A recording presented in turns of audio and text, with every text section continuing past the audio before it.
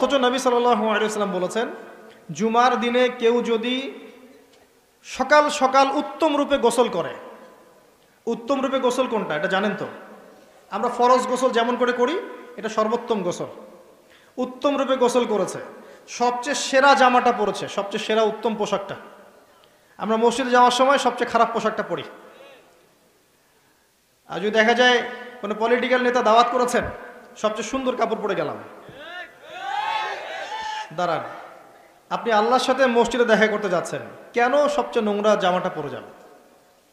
আপনি সবচেয়ে উত্তম পোশাক পরে যাবেন। দলিল দিব, ওই যে হাদিসে জিবরিল, জিবরাইল আলাইহিস সালাম মসজিদ নববীতে আসলেন, এসে নবী সাল্লাল্লাহু আলাইহি ওয়াসাল্লামের হাঁটুর সাথে হাঁটু লাগিয়ে বসলেন।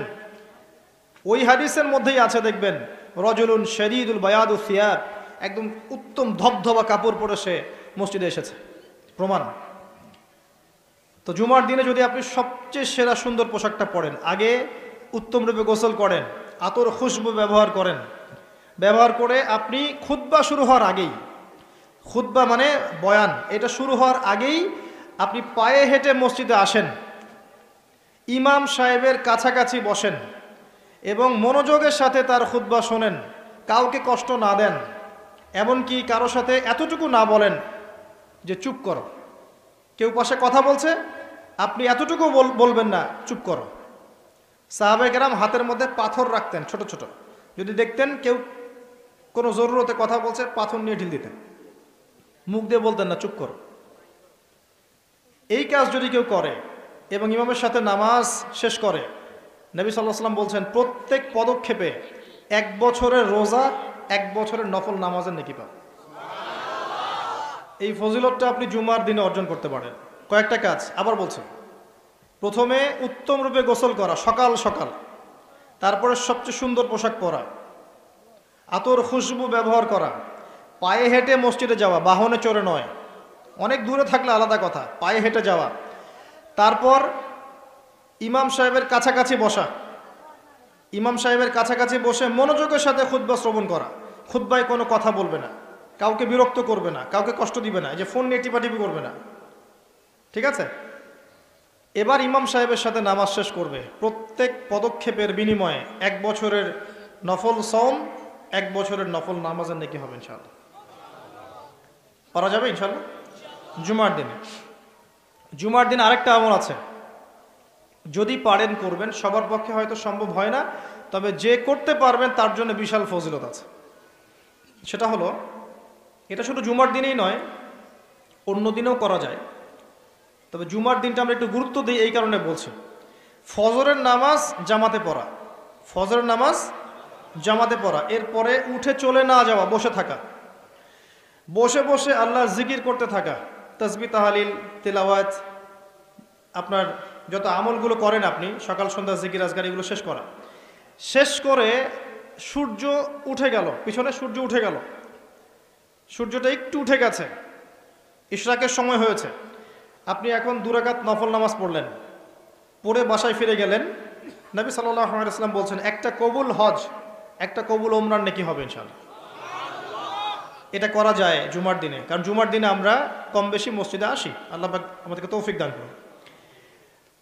আর 2-1টা কথা বলছি, বলে আমি অন্য প্রসঙ্গে যাচ্ছি। জুমার দিন আরেকটা গুরুত্বপূর্ণ কাজ হচ্ছে দোয়া করা। কি করা?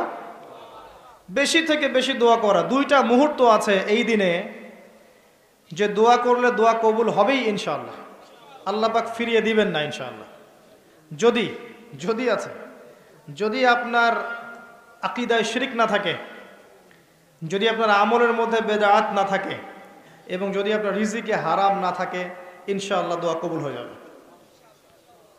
সময় দুটো হচ্ছে, ইমাম সাহেব খুতবা শুরু করেছেন, এখান থেকে সালাম ফিরানোর আগ পর্যন্ত। ইমাম সাহেব খুতবা শুরু করেছেন, এখান থেকে সালাম ফিরানোর আগ পর্যন্ত মনে মনে দোয়া করতে থাকবেন। আরেকটা হচ্ছে আসরের সালাতের পর থেকে মাগরিব পর্যন্ত, এই সময়টুকুর মধ্যে দোয়া কবুল হবে ইনশাআল্লাহ। করা যাবে?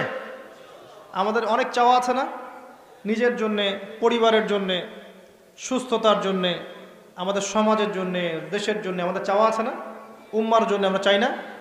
এই চাওয়াগুলো পূরণের মোক্ষম সময় খুঁজে খুঁজে দোয়া করতে হয়। দোয়া কবুলের সময়গুলো খুঁজে খুঁজে দোয়া করতে হয়। যে এখন এই মজলিসে দোয়া কবুল হচ্ছে ইনশাআল্লাহ। যখন দিনের জন্য মানুষ বসে এই জায়গায় মানুষের দোয়া কবুল হয়। যখন বৃষ্টি পড়ে তখন দোয়া করলে দোয়া কবুল হয়। রাতের শেষ অংশে দোয়া কবুল করলে দোয়া করলে দোয়া কবুল হয়। আপনি মুসাফির মানুষ, দোয়া করলে দোয়া কবুল হয়।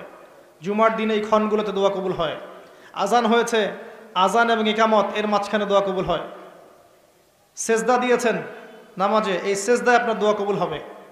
ফরজ নামাজের শেষে সালাম ফিরানোর আগে এবং সালাম ফিরানোর পর দোয়া কবুল হয়। অনেক জায়গা আছে, যুদ্ধের মাঠে, জিহাদের মাঠে দোয়া কবুল হয়। অনেক ক্ষেত্র আছে দোয়া কবুল হওয়ার। আমাদের খুঁজে খুঁজে দোয়া করতে হবে। আমরা কি করি? দোয়া করানোর জন্য মানুষকে হায়ার করে নিয়ে আসি, ডেকে নিয়ে আসি। আপনার বাবা মারা গেছেন, আমি কি আপনার আবেগটা বুঝতে পারবো? আপনার ওই অনুভূতিটা কি আমি ফিল করতে পারবো? আপনার সন্তান অসুস্থ, আমি কি ফিল করতে পারবো আপনার সন্তানের জন্য আপনার মনটা কেমন করছে? তখন আপনি দাঁড়িয়ে যাবেন নামাজে, আপনি দোয়ার জন্য হাত উঠাবেন, ইনশাআল্লাহ চোখের পানি ছেড়ে দেবেন, আল্লাহ পাক দোয়া কবুল করবেন ইনশাআল্লাহ।